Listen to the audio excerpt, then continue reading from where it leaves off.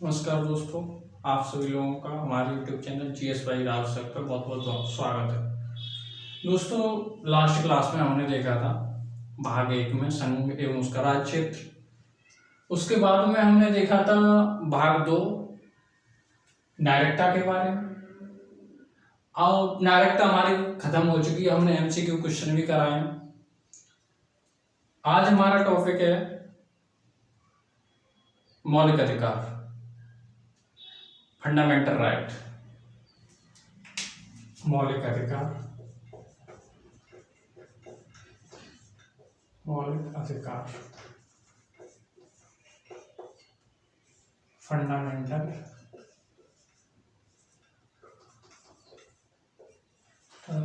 Right.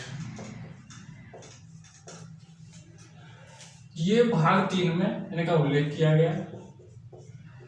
भाग 3 में total इसमें जो अनुच्छेदों की संख्या है वो 12 से 35 तक है। अनुच्छेद 12 से 35 तक, 12 से 35 तक। दोस्तों, भारतीय संविधान में भाग 3 को भारत का मैग्ना कार्टा कहा गया है। भाग 3 को भारतीय संविधान में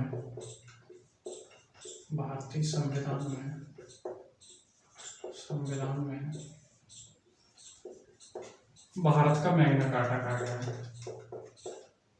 भारत का मैग्ना कार्टा कहा गया है। मैग्ना कार्टा क्यों कहा गया है? मैग्ना कार्टा इसलिए कहा गया है क्योंकि ये बहुत विस्तृत है, विस्तृत तौर पर इनका उल्लेख किया गया। विस्तृत तौर पर इनका उल्लेख किया गया, विस्तृत तौर पर उल्लेख किया गया। दोस्तों, जैसे ये प्रभावित हैं अमेरिकी संविधान से, इन्हें अमेरिकी संविधान से, अमेरिका के संविधान से लिया गया है, लेकिन वहां भी इतना विस्तृत नहीं है से दिया गया है। वहां भी इतना विस्तृत नहीं है, ये लिया गया है। अब हम बात कर रहे हैं जैसे नागरिक वो मौलिक अधिकार के बारे में। तो दोस्तों, मौलिक अधिकार का मतलब क्या है? मौलिक अधिकार का मतलब है सर नागरिकों के जो अधिकार, और ये संविधान द्वारा नागरिकों को गारंटी उपलब्ध कराई गई है, यानी ये न्यायोचित है। संविधान द्वारा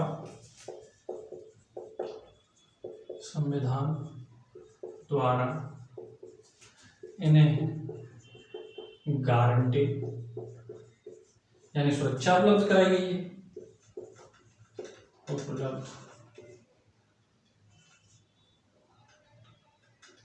उपलब्ध किया गया है। लेकिन जैसे इन्हें गारंटी उपलब्ध की गई है, गारंटी के साथ साथ अब जैसे गारंटी का मतलब है हम सीधे सर्वोच्च न्यायालय, उच्चतम न्यायालय और हाई कोर्ट में जाने का हमें अधिकार है। लेकिन इसका मतलब ये नहीं है कि हमें जो अधिकार दिए गए हैं नागरिकों को वो असीमित नहीं है, ये सीमित है। इनकी प्रकृति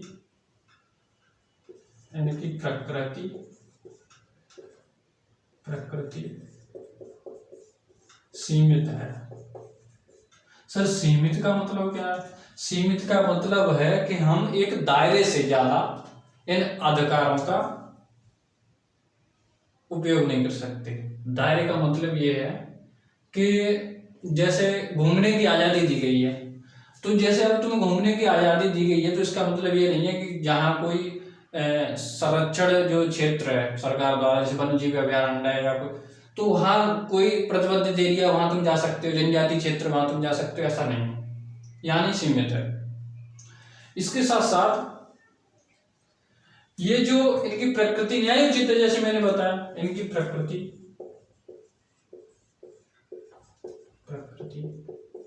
न्यायोचित है,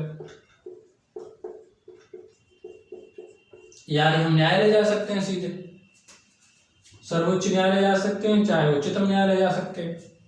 लेकिन न्यायोचित के साथ साथ ये जो है, हम जैसे सुप्रीम कोर्ट जा रहे हैं, हाई कोर्ट जा रहे हैं और हमें अधिकार दिए गए तो एक दायरे में रह के दिए गए, ये नहीं है कि हम दायरे से बाहर जाएं। दोस्तों मैं बताना चाहूँ तुम्हें, हम इसमें जो मौलिक अधिकार है बहुत डीपली पढ़ेंगे। आप धैर्य के साथ पढ़ें, अगर थोड़ा भी ध्यान इधर उधर गया तो बाउंस हो जाएंगे और हम थोड़ा, क्योंकि यहाँ से क्वेश्चन ज़्यादा बनते हैं, मेरा कहने का मतलब ये है, तो इसलिए हम यहाँ से अच्छे से पढ़ेंगे। तो हम देख रहे थे ये न्यायोचित प्रकृति के, यानी हमें संरक्षण दिया गया है, हम उच्चतम न्यायालय या उच्च न्यायालय जा सकते हैं।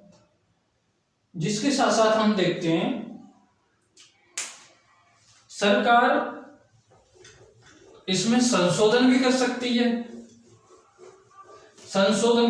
है, और अनुच्छेद 20 व 21 को छोड़कर इन्हें निलंबित भी कर सकती है। ठीक है, ये सब भी देखेंगे। तो हम जैसे देख रहे हैं इनकी जो प्रकृति है वो नकारात्मक और सकारात्मक दोनों है। ये नकारात्मक व सकारात्मक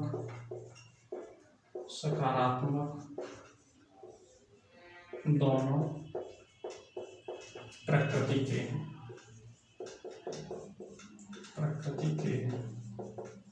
इसका मतलब क्या है? इसका मतलब है सर, एक तरफ तो ये राज्य के उसके प्राधिकारों को सीमित कर रहे हैं, राज्य के प्राधिकार को सीमित कर रहे हैं, और दूसरी तरफ सकारात्मक तब है जब नागरिकों को उनके अधिकारों को संरक्षण दे रहे हैं, नागरिकों को उनके अधिकार को सुरक्षा दे रहे हैं। अब जब सुरक्षा दे रहे हैं तो ये नकारात्मक, एक तरफ तो ये सकारात्मक हो गए जब सुरक्षा दे रहे हैं तो नागरिकों को, नकारात्मक तब है जब राज्य को काम करने से प्राधिकार कर रहे हैं उसके। ठीक है, अब जब ये नकारात्मक सकारात्मक दोनों प्रकृति के हैं तो इसके साथ साथ हम देखते हैं इसका मतलब क्या है? इसका मतलब सर ये है कि ये राज्य को नागरिकों के कठोर रवैये के खिलाफ है, यानी राज्य निरकुंस न हो जाए, हावी नहीं हो जाए नागरिकों पर, इसलिए यहाँ इनको रोका गया है, नकारात्मक भी है। अब ये जैसे सकारात्मक तब है जब सुरक्षा दे रहे हैं नागरिकों को, हम इधर देख रहे हैं। अब जैसे हम देख चुके थे कि सरकार इनको सीमित कब कर सकती है, इनमें संशोधन कर सकती है। ठीक है, वो भी हम देखेंगे। संसद इनमें कटौती व कमी कर सकती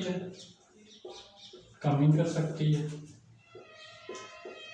सर कटौती और कमी कब कर सकती है? अभी तो आप कह रहे थे ये सकारात्मक और नकारात्मक प्रकृति के हैं, ये सुरक्षा दे रहे हैं नागरिकों के उनके अधिकार, तो सुरक्षा के साथ साथ आप कह रहे थे ये न्यायालय जाने का अधिकार भी दे रहे हैं। बिल्कुल, ये कटौती कर सकती है और वह कमी कर सकती है। कटौती व कमी कब कर सकती है? तो जैसे मैं बताना चाहूं तुम्हें, संसद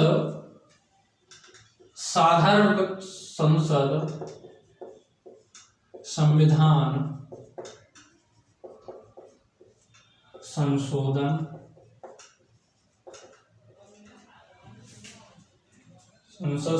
संशोधन 368 के तहत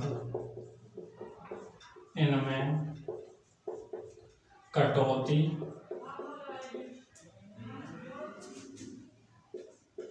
कर सकती है, न कि कटौती कर सकती। देखो मैं बता रहा हूँ कि तीन संविधान संशोधन के 368 के तहत कटौती कर सकती है, न कि साधारण प्रक्रिया द्वारा, न कि साधारण प्रक्रिया द्वारा। अब जैसे यहां अगर कटौती करती है वो तो संविधान संशोधन 368 के तहत कर सकती है, न कि साधारण प्रक्रिया द्वारा नहीं कर सकती। तो हम जब देख रहे हैं कि इस कटौती को कमी कर रही है, लेकिन इसका आप तो कह रहे थे अधिकार नहीं दे रहे। अधिकार देने के साथ साथ यहाँ पर क्या कहा गया है कि सुप्रीम कोर्ट ने भी कहा कि मूल ढांचे को प्रभावित किया है। केशवानंद भारती मामले में 1973 में सुप्रीम कोर्ट ने कहा कि ये मूल ढांचे को प्रभावित किए बिना द्वारा नहीं, तो इसमें मतलब द्वारा न कि बल्कि मूल ढांचे को प्रभावित किए बिना। तो सर मूल ढांचा क्या? मूल ढांचा ये है, वो सर्वोच्च न्यायालय ने डिसाइड किया मूल ढांचा क्या है। जैसे हम उदाहरण के तौर पर देखना चाहें, जैसे अनुच्छेद 14 है, तो उसमें समानता के अधिकार की बात की गई है, विधि की समझ समानता के अधिकार की बात। अब जब उसको खत्म कर दिया जाएगा तो फिर कानून का अधिकार, कानून का के सामने सब समझ ही नहीं है, तो उसका बेसिक ढांचा, बेसिक जो स्ट्रक्चर है उसको ही खत्म कर दिया गया, तो फिर मूल ढांचा बचा का। तो इसलिए सुप्रीम कोर्ट ने ये कहा कि मूल ढांचे को प्रभावित किए बिना संशोधन किया जा सकता है, न कि साधारण। अगर संशोधन करेगी मूल ढांचे को तो कौन सी प्रक्रिया द्वारा करेगी?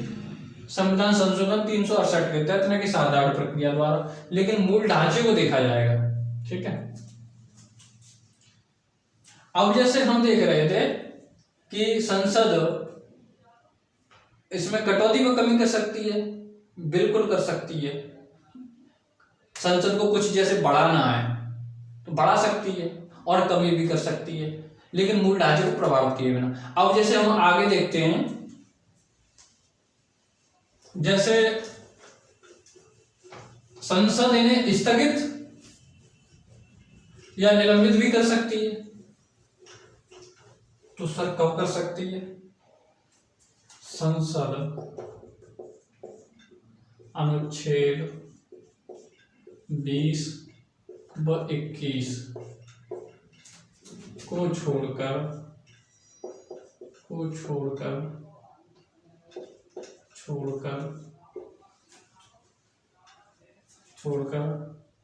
इन्हें निलंबित भी कर सकती है, अनुच्छेद 19 के 6 मौलिक अधिकार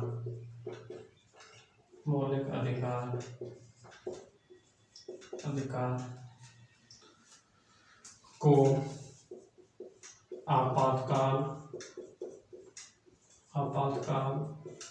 की स्थिति में इन्हें निलंबित कर सकती है,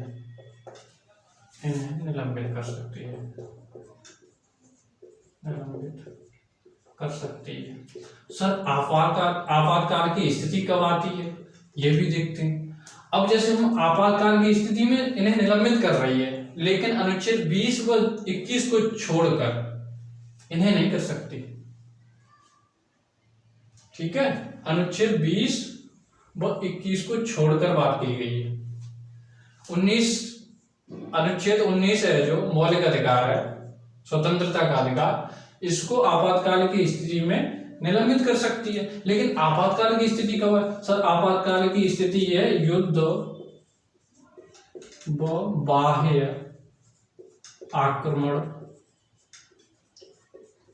के आधार पर इन्हें निलंबित निलंबित कर सकती है। अब जैसे एक दो बाह्य आपात, अब एग्जाम में क्या पूछे दे देगा, ये तो वो बाह्य आक्रमण भी दे देगा, लेकिन सशस्त्र विद्रोह को आंतरिक आपातकाल भी दे देगा। तो आंतरिक आपात और सशस्त्र विद्रोह के आधार पर नहीं कर सकते, लेकिन सशस्त्र विद्रोह व आंतरिक आपात काल के आधार पर नहीं,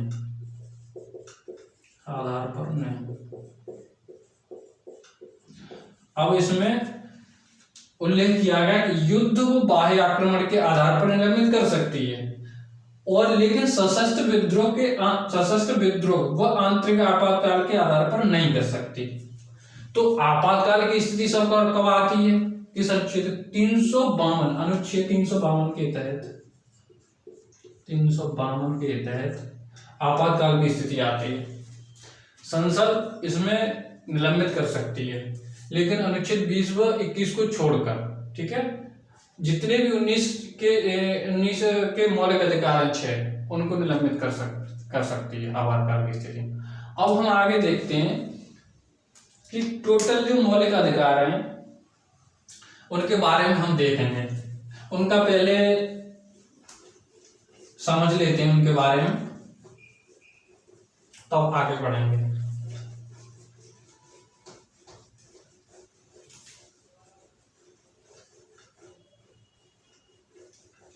हम देखते हैं जैसे अनुच्छेद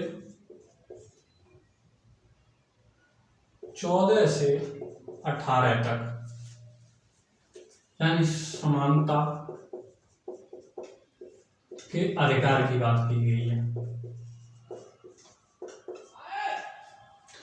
अनुच्छेद 19 से 22 तक बात की गई है स्वतंत्रता के अधिकार की, स्वतंत्रता के अधिकार की।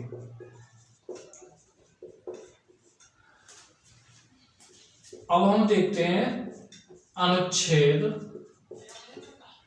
23 व 24 में बात की गई है शोषण के विरुद्ध अधिकार के, शोषण के विरुद्ध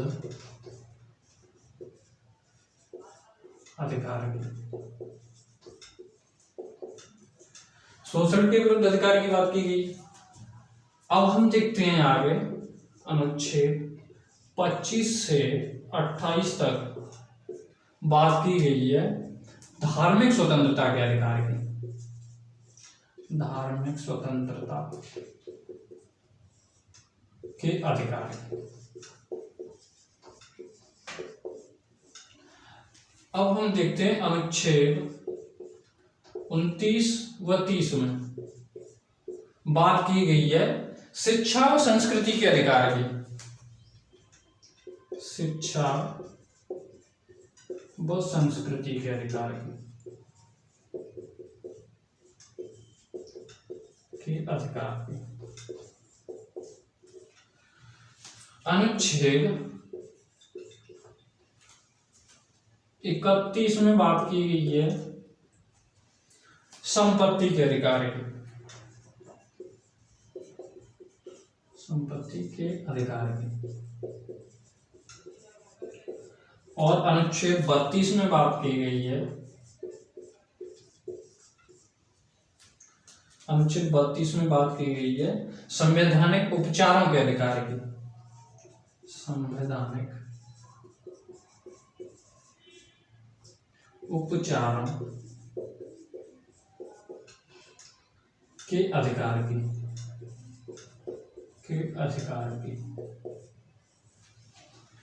तो अनुच्छेद की जो जितने ये अधिकार हैं, मौलिक अधिकार हैं, तो ये 7 हो गए, 2 3 4 5 6 7। लेकिन संपत्ति का ये अधिकार है, ये 44वें संविधान संशोधन द्वारा 1978 में इसको हटा दिया गया है। 44वें संविधान संशोधन द्वारा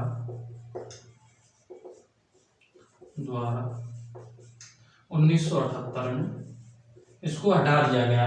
अब ये कानूनी अधिकार बना दिया गया। अब इसको रख दिया गया भाग 12 के अनुच्छेद 300 क में, और ये कानूनी अधिकार बना दिया गया। इसके तहत कानूनी अधिकार बना दिया गया। तो दोस्तों लास्ट क्लास में हम देखेंगे इससे आगे, और उम्मीद करता हूं कि आपने ये नोट किया होगा और आप अच्छे से पढ़ रहे होंगे। धन्यवाद दोस्तों। आज के लिए शेयर करें, सब्सक्राइब करें चैनल को। ठीक है दोस्तों।